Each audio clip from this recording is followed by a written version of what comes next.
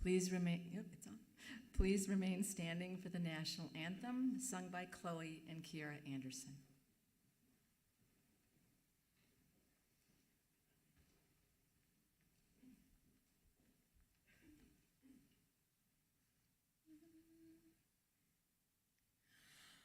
Oh, say, can you see by the dawn's early light what so proudly we hailed at the twilight's last gleaming, whose broad stripes and bright stars through the perilous fight o'er the ramparts we watched were so gallantly streaming, and the rockets' red glare, the bombs bursting in air, gave proof through the night that our flag was still there. Oh, say, does that star-spangled banner yet wave o'er the land of the free and the home of the brave?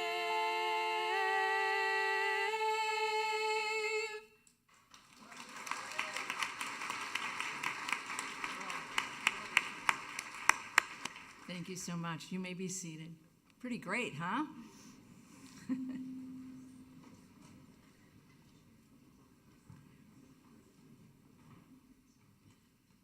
Good evening. I am Dr. Diane Lynch. I am the president of Stevens College. And on behalf of the faculty, the staff, and the administration, it is my great pleasure to welcome you to our 2022 winter commencement.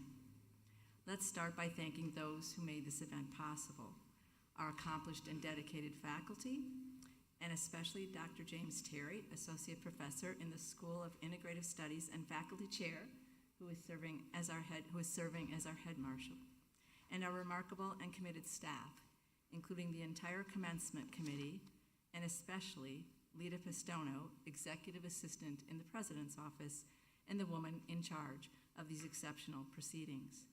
Now, please join me in welcoming Dr. Leslie Willey, our Vice President for Academic Affairs, to the podium.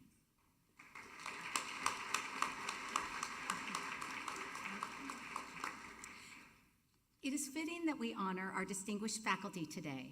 The Stevens College faculty has an immense impact on the lives of students, as professors, as mentors, as advisors, and as friends. Each of our faculty has made significant contributions to the college, to their profession, and to the thousands of students they have taught over the years. Would the faculty please stand and be recognized?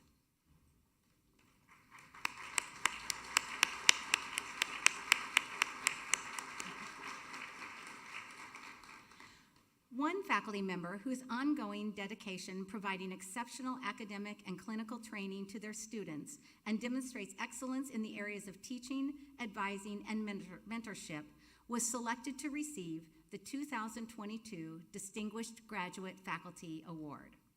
I would like to especially recognize Dr. Merrill Sapp.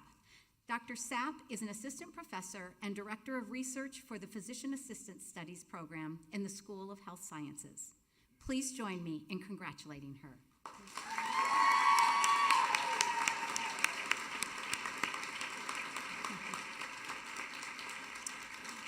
It's also my pleasure to introduce a faculty member who demonstrates excellence in service to Stevens College and the broader community.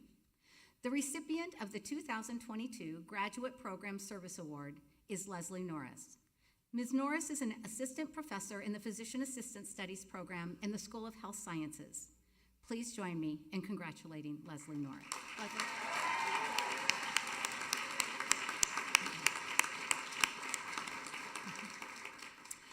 Finally, I would like to recognize the contributions of our academic leadership team.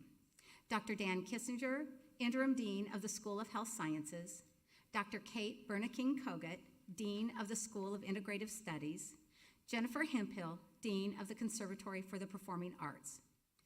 These academic leaders provide vision, direction, and support to the faculty and students at Stevens College. Will the members of the academic leadership team please stand to be recognized?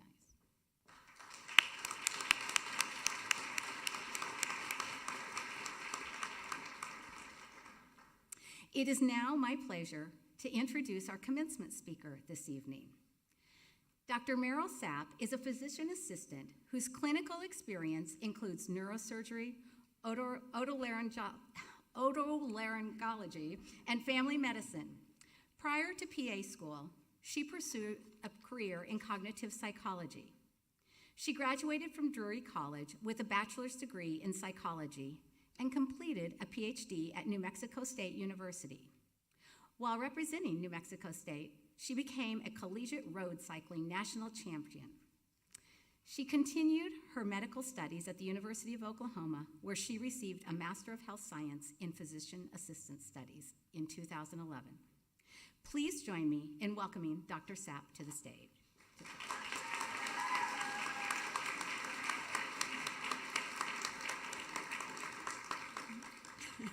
Hi. How are you? Good. Congratulations. So, as I was thinking about what I was going to say tonight, I have to tell you, it's really hard for me not to make this very personal because I know these physician assistant students very well, and I'm very proud of them. So I just wanted to start with that. And I'm not so proud of them because they consistently scored so highly on exams, although that's largely true. And it's not because they never gave us any grief or complained about anything, although, to be honest, that's largely true as well. But I really do see all of you as being truly caring people, and I see that in how you live, and I know that you're going to take that with you in your professional lives. And I know that the counselors and the health information management students are also caring people, because otherwise you wouldn't have gone into these fields. There are easier ways to make money than caring for other people for your whole life. I hope this isn't news to any of you. But even if it is, it wouldn't matter, right? Because this is who you are. And if it wasn't who you are when you chose this, it is now, because education changes you. And that's right. That's what it's supposed to do, right? And all education does that to some degree, but there are some unique things about becoming someone who takes care of others professionally. And whether good or bad, our personal stories become part of this education, which is part of the reason that I know these students so well. We know when your parents are sick or injured. We know when your pets are sick. We know when your anxiety is so bad that you can't learn, because that's real. And then there was the time, and our lives come into it too, you know. There was the time during the neurology module when I wrecked my bicycle and I knocked myself unconscious. And, you know, how can you not use those things as teaching moments, right? Although, generally speaking, it's better for us not to become examples of the things that we are trying to teach. So when I started teaching a few years ago, I was pretty horrific at it. And I've been reassured that that's not uncommon, I hope. It doesn't make it really feel a lot better, but I thought that my job was to stand there and present accurate information. It was not to entertain the students, right? And I just thought I just had to get it right. And of course, that was torture for everyone involved, including myself. And then one day I went to hear my colleague Leslie Norris teach, and I didn't go to listen to her teach. I went because I thought I needed a refresher on what the topic, which was something I thought was inherently boring, like something, maybe diseases associated with low blood counts or something like that. But she was in it, and she was engaged, and she wasn't acting like it was boring at all. And that was when I started to think differently about teaching. And I began to start thinking about things from the student's point of view. And I started to think about every class and what do they really need to get out of this and to carry forward from that. And I mention this because this is really important for medical providers as well, or anyone working, no matter what your role is within the medical system. And system has become such a bad word, right? We can blame the system for a lot of things, but we are the system, right? And I don't know if all of you know this, but patients within the healthcare system, they often report having a bad experience. Is this shocking to anybody? Does this resonate? No? And I'm not even talking about billing. So we're not even, no, I'm not going there.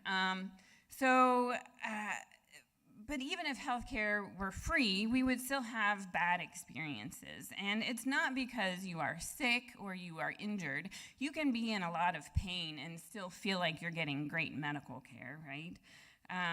But what happens, but when this happens, when you have a miserable experience as a patient, it's because you are helpless and you have no idea what's going on. And this is true even for medical providers when they are patients. Trust me, this is true. So when you are part of this system, there's so much that you can't control and so much that you can't fix.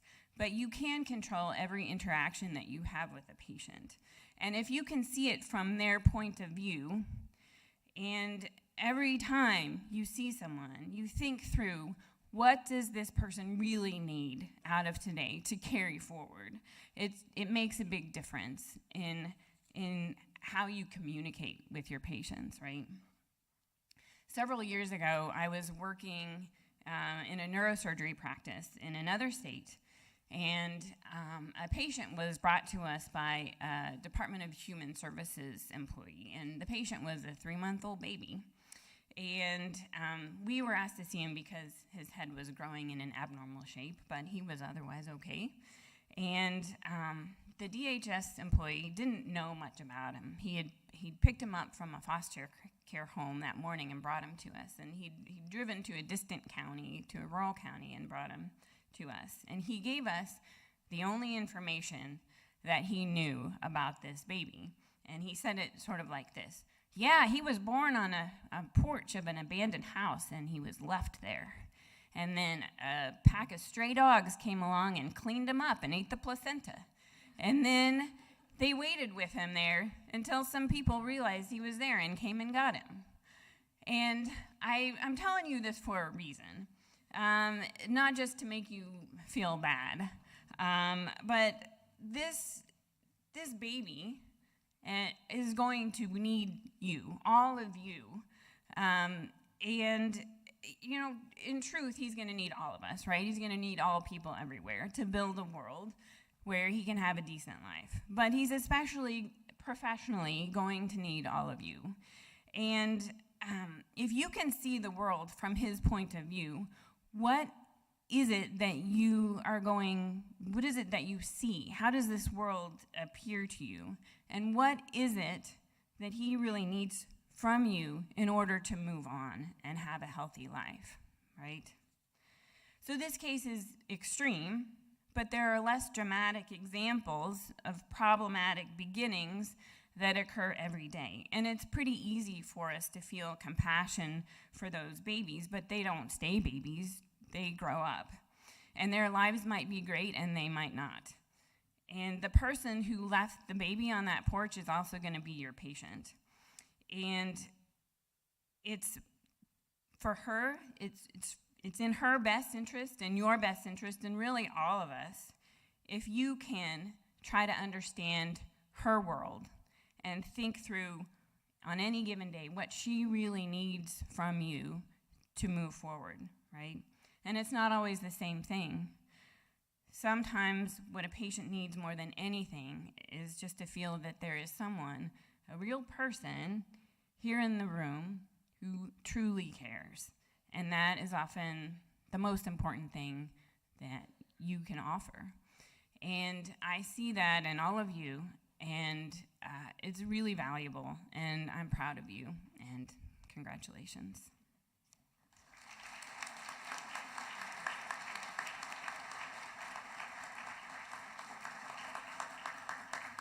Thank you so much. Our class speaker representing the December 22 graduate is graduate Natasha Lebowski, is graduating with a Master of Physician Assistant Studies. She was born and raised in Southern California and moved to the Lake of the Ozarks in 2009 with her family. In 2013, she graduated from Valparaiso University with a Bachelor of Science in Biology and Chemistry with a pre-med concentration.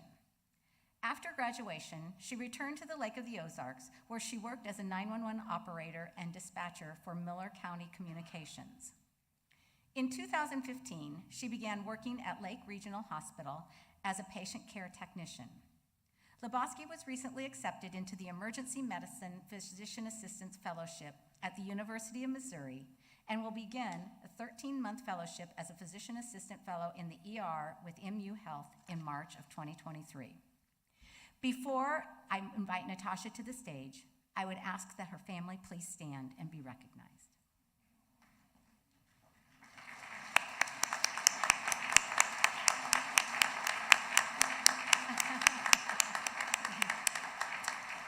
Please join me in welcoming Natasha to the stage.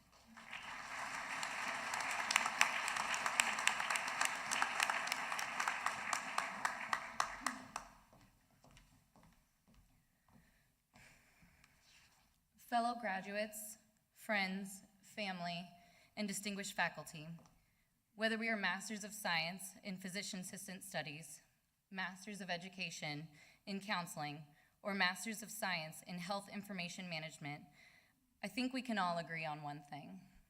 What the heck just happened these last 2 years? Something else I think everyone in this room can agree on is that we have all chosen a career path that will allow us to make positive impacts on the people, patients, and coworkers we will encounter. Seeing as my degree was predominantly focused on medicine and how to chart a lengthy diagnosis concisely, this speech will be short and sweet.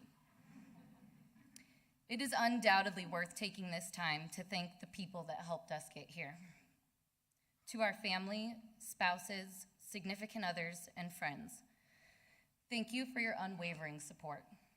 Thank you for instilling the confidence in us when we couldn't find the strength to believe in ourselves. We truly couldn't have gotten here without you. To our esteemed faculty, instructors, directors, clinical preceptors, and mentors, thank you for being tough. Thank you for expecting more of us, even if we already thought we were giving it our all. Your constructive feedback has shaped us into the individuals that we are today. And finally, thank you, coffee. Thank you for always being there when the nights turned into mornings. Thank you for being awake when we most certainly were not. We promise to take all of you with us as we continue our journey into our careers. We have all been given meaningful and lasting advice as we have grown and matured into the people we are today. I'd like to share with you all some advice I recently received. We must not let the fear or doubt of the future overpower our passion for bettering humanity, contributing to society, and inspiring those around us.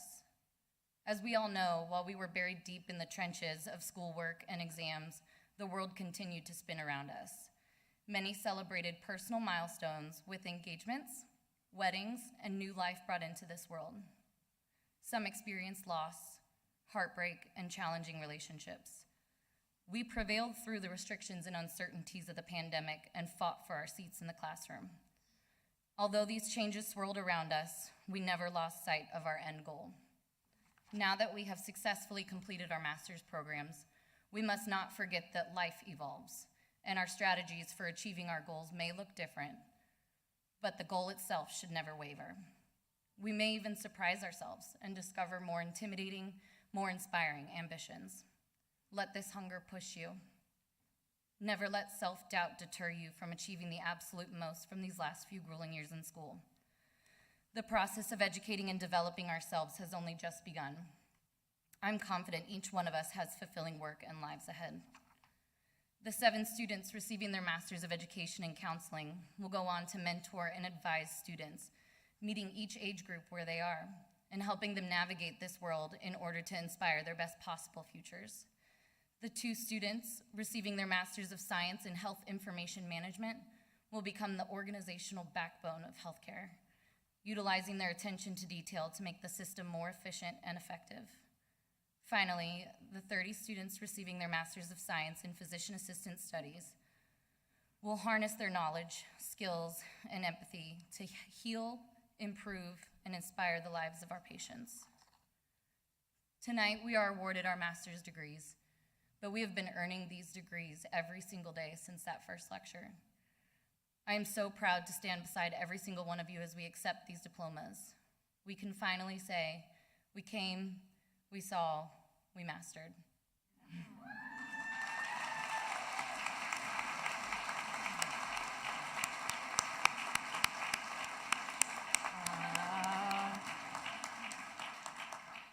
Congratulations, Natasha. Now we're to the part as the reason that we're all here today. As Vice President for Academic Affairs, it is my pleasure to present these candidates for degrees. Will the candidates for the Master of Education please stand and be recognized? No, you can sit down. You can sit back down now. Will the candidates for the Master of Physician Assistant Studies please stand and be recognized?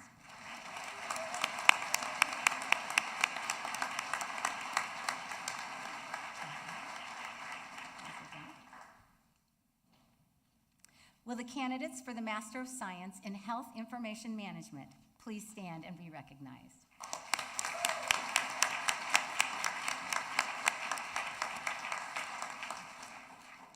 Assistant Professor Jamie Grisham will announce each candidate who crosses the stage to receive a diploma.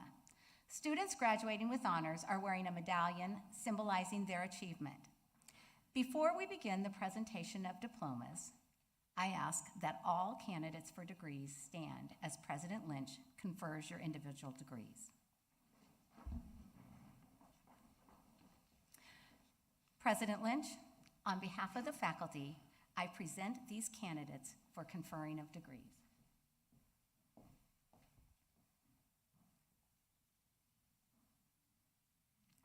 I want you to just seize the moment.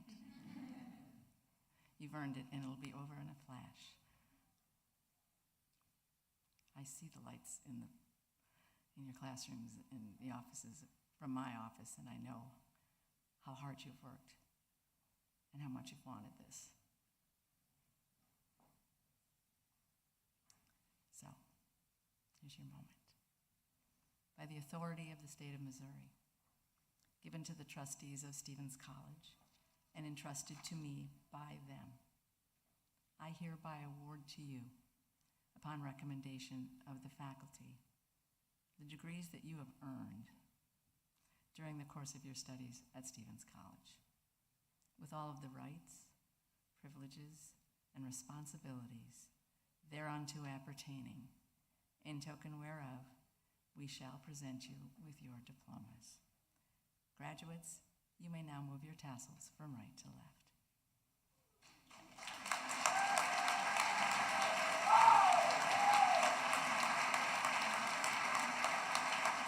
Oh, I think you can do better than that. Are you kidding?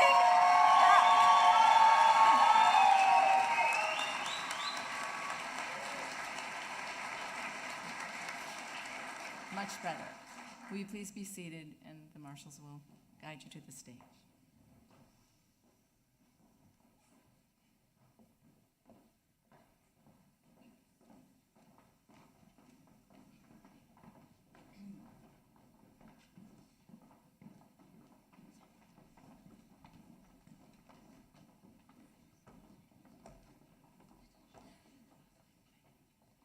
Natasha Renee Lebowski, Master of Physician Assistant Studies.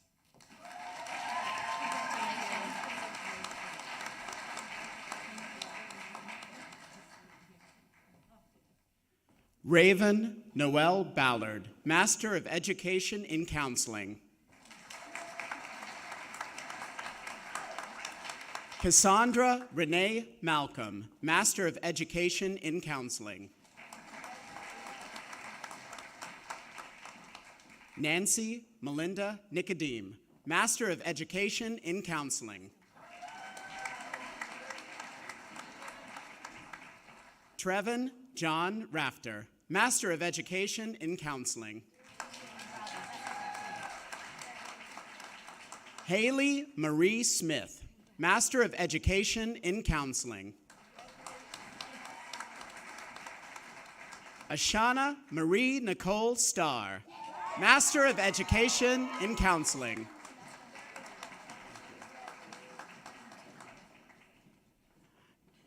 Nada Abu Salim, Master of Physician Assistant Studies.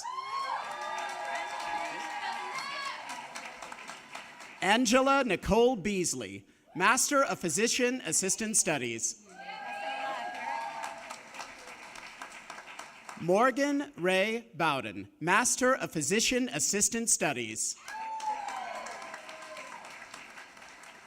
Isaac Philip Dodson, Master of Physician Assistant Studies.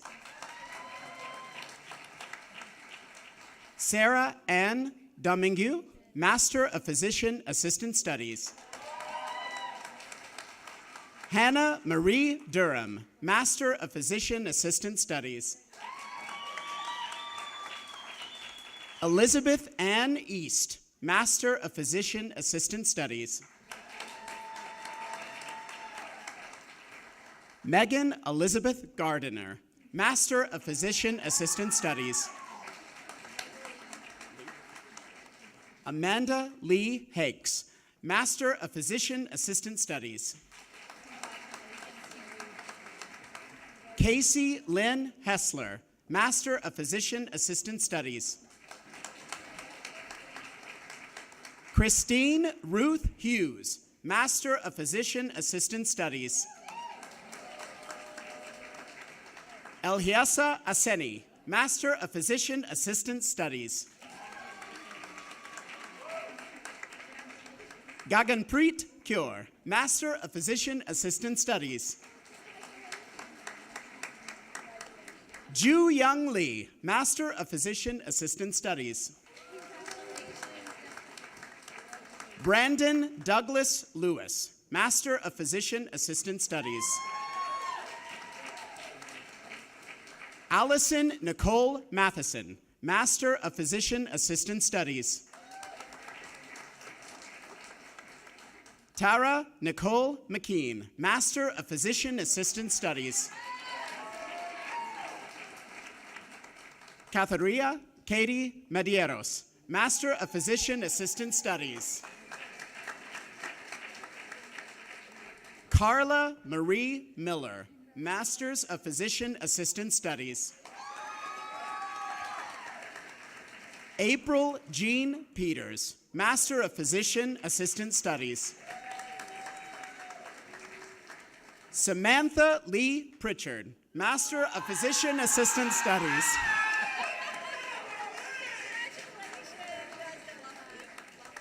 Sviatoslav Yasinovich Puyet, Master of Physician Assistant Studies.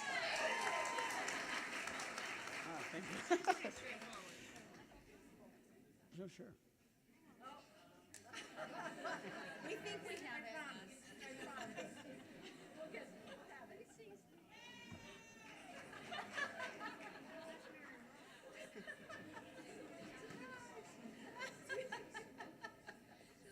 I don't know.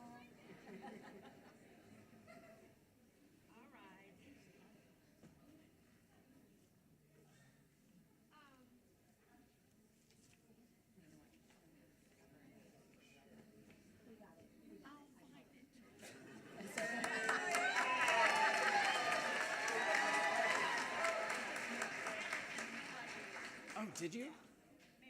Which one is it? Oh, yes. Mary Michelle Roberts, Master of Physician Assistant Studies. Eric Joseph Scott, Master of Physician Assistant Studies. Elenia Sells Adams, Master of Physician Assistant Studies. Taylor Brooke Spurrell, Master of Physician Assistant Studies. Brandon Lee Vorkink, Master of Physician Assistant Studies. Justine Louise Hurst, Master of Physician Assistant Studies.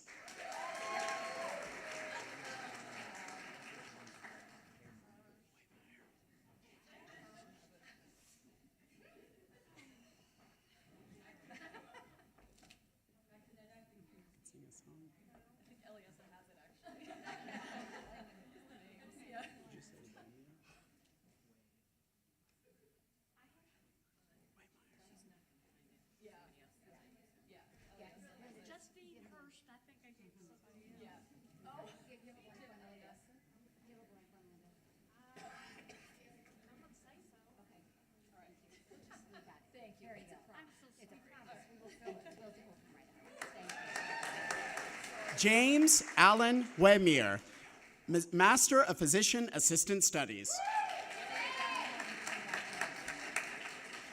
Aveline Miller, Master of Science in Health Information Management.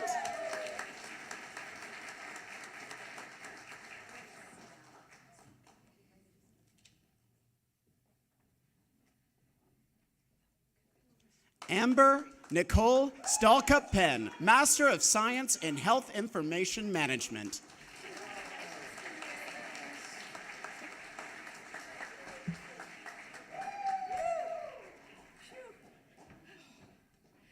Okay, everybody, one more time. Let's give it up for the amazing, amazing graduating class of 2020.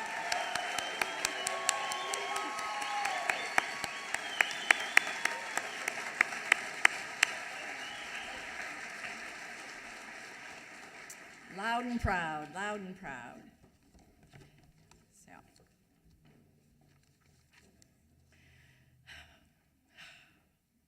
So fun.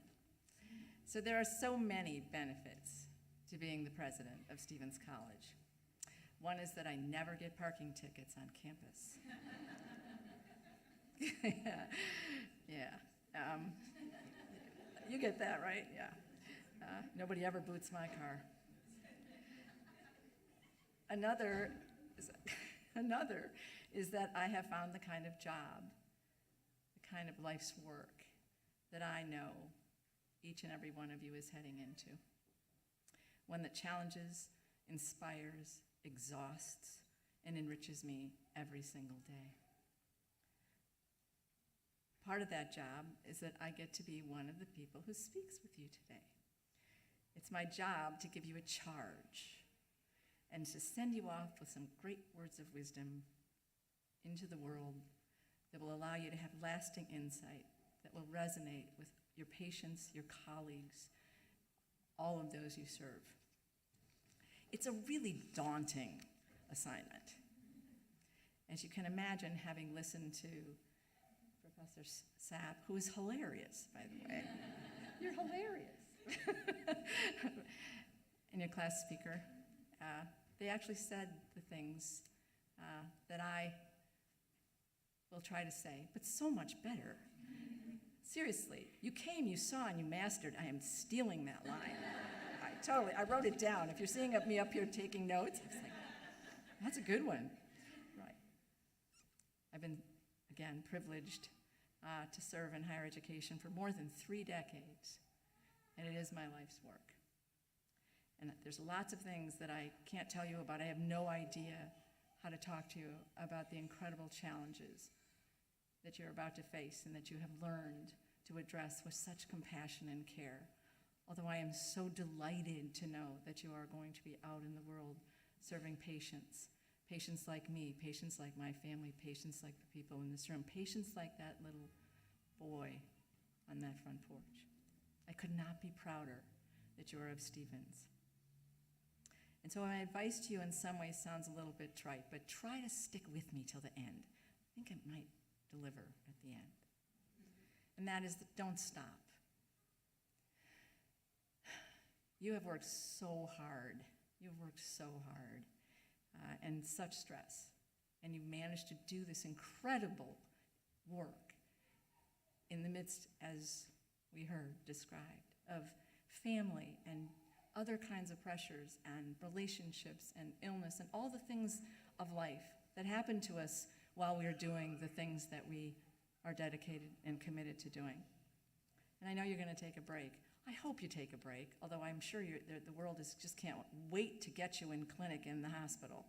I happen to be on the board of Boone Hospital, and I know how much the world needs what you are about to be able to offer. But you got to stop.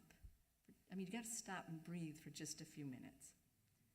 And then you got to remember that you are the people you have become here through what, yes, all of that hard work, but because you've done it together, because you've done it in the context of all of those other challenges, and because, as has already been said, you've done it with care. You've done it to be compassionate and to have the kinds of careers and life works that will change lives. My charge to you is to don't ever stop being the caring, compassionate, intentional learner that you have become, that Professor Sapp described. And I don't mean the kind of learning that happens while you're busy doing everything else. I don't know what that meant, but sorry. Okay. I mean real focused on purpose. It takes time and attention learning. Learning is like exercising. You can walk around the office, or you chase your toddler around the house, and if you did this while you have toddlers, bless you. And you might be that person that I find incredibly annoying, who has a Fitbit and never takes the elevator and never takes the moving sidewalks at the airport. Seriously, come on. If that's who you are, okay, but the truth is that's not the same as going to the gym every week, and it's not the same as doing hot yoga, if you're into that. And you're medical professionals, come on, you should know better. Or walking briskly for an hour uninterrupted. The truth is, learning is just like exercising. It is. You have to commit to doing it. So I have this bad habit, speaking of exercising, of buying running shoes and then calling myself a runner. You ever do that? I think I should start exercising. I'll go get some new shoes. And I joined Wilson's gym in town once, and I went once, and it cost hundreds of dollars. So I can't talk to you about that exercise thing. But I actually have, I think, a lot to say about what it means to be a perpetual learner.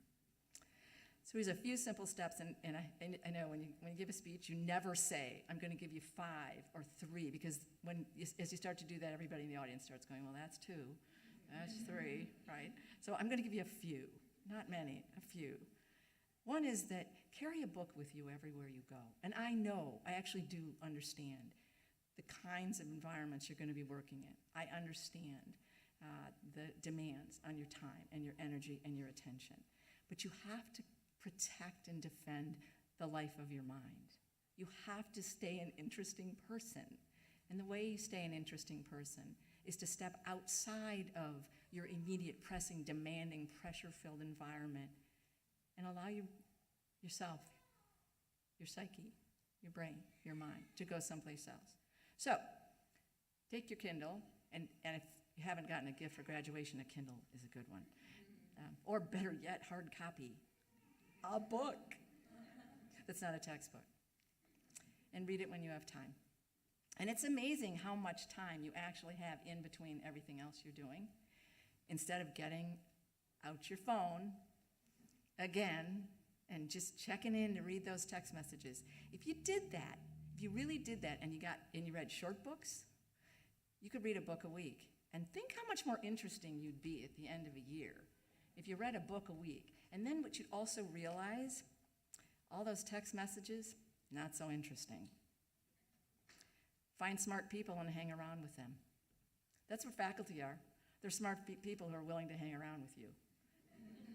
And now you have a whole community of really smart people who are willing to hang around with you. Don't lose track of them. Seek out other smart people. You surround yourself with people who think, who dream, who imagine, who care, who critique, and who listen. And you become better at all of those things. Teach others. We learn best we teach best what we most need to learn. The world, you are among the most privileged human beings on the planet right now. The most educated, with the greatest opportunity. People who have master's degrees have, generally speaking, they earn more money, yes they do, but they tend to be married and stay married. I don't know, you can explain that. Share what you have and what you have been privileged to acquire here. The boys' club, the girls' club, the Girl Scouts, middle school if you have nothing but patience.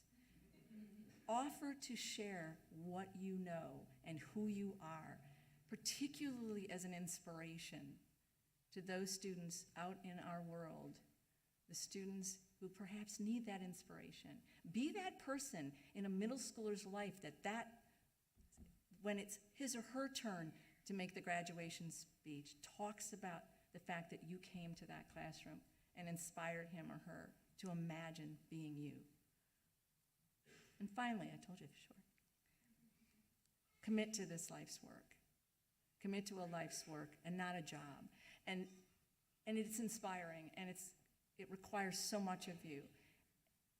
And it also becomes, in so many ways, because all professions and all experiences do. You can do it on autopilot over time.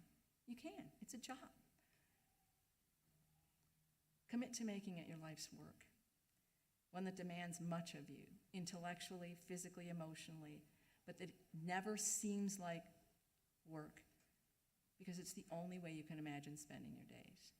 People tell me all the time that I hate the word, I'm a workaholic.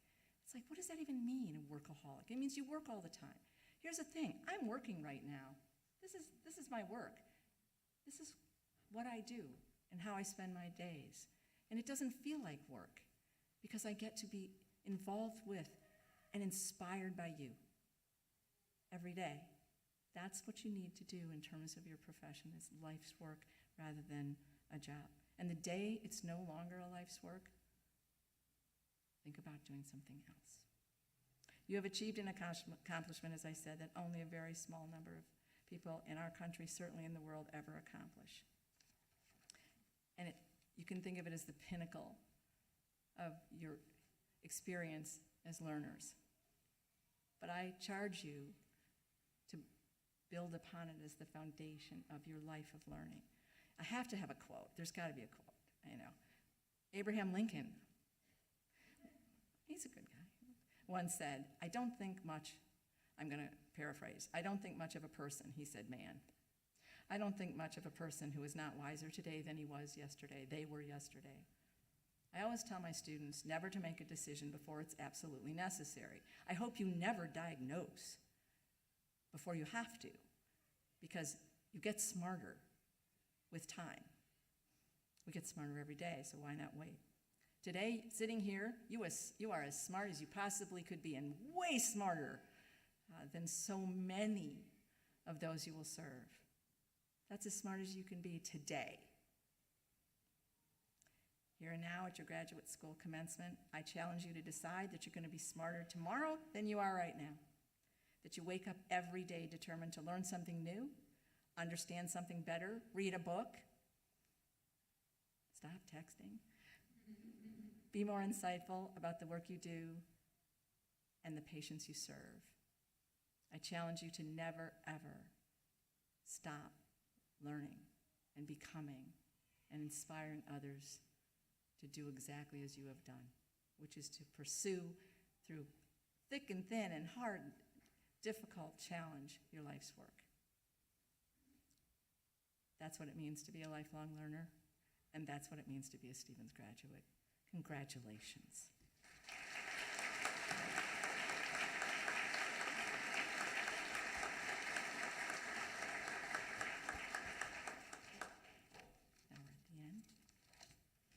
Please join us. Okay, so I have this one thing.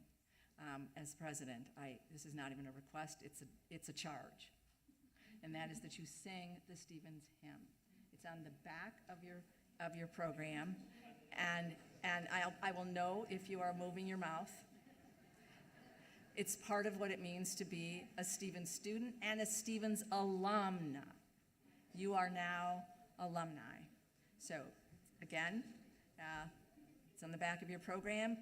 Please stand, join us in singing the Stevens hymn led by Assistant Professor Jamie Grisham. And then I ask that the audience, at the end, we will process out, and the graduates will process out, and I ask that you stay in your seats until they have left the ballroom. Again, congratulations.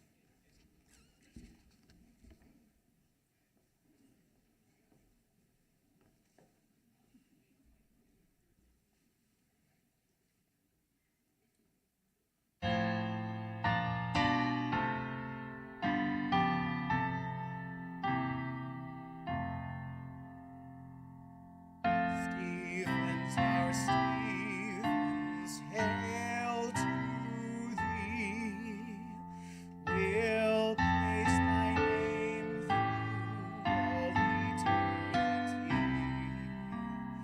Right and ideals we live so you can see that dear, dear old Stevens, we hail to thee. Treasure